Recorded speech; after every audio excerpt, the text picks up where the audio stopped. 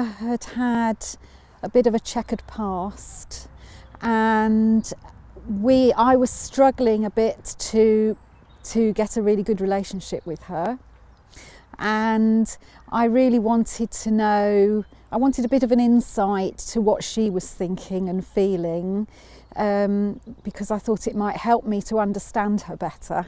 I had just moved my horse Bill over from Wiltshire to Surrey, and I changed quite a few things for him in terms of where he was. I'd taken him away from his old friends, brought him into a new surrounding, into a new hood, and I felt a little bit uneasy about all of the changes I was putting him through. He was my new horse, and I just needed to find out a little bit more about him, and I felt that was a really good way of speaking to him, because you can't speak to horses and you can't say to them, oh, right, like what happened in your past type thing. You can't do that. So Rachel allowed for that to happen.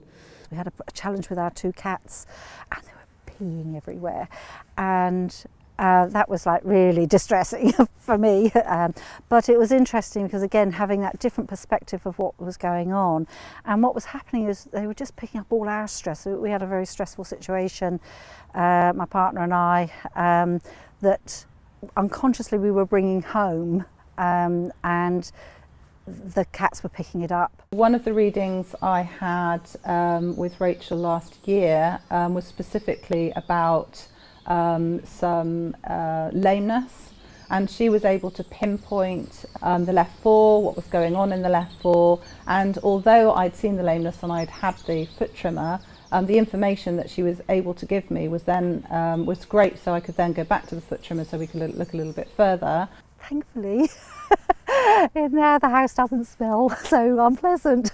So yeah, quite immediate, and that was the only thing that was different. I think even Rachel said to me at the beginning, some people expect the horses just to talk to them about apples and carrots and hay, and I was like, well, I can't imagine that they would necessarily speak to me about that. I'm hoping to get a little bit more than just that, and I was hoping to get the reassurance and stuff, but I was never expecting him telling me to stay safe with him. And giving me all those pointers. That's not what I was expecting from them in any way, shape or form. It was more about emotions, how she felt about things, how she viewed our partnership. It was much better than being told things that you already knew. And, you know, I didn't particularly need to know that she didn't want a rug on or whatever, or doesn't like her fly mask, because I'd gathered that from her already. So the more emotional information was far more useful for me, yes. In some of the later readings, in fact, the information that she's been giving me is about me and my life.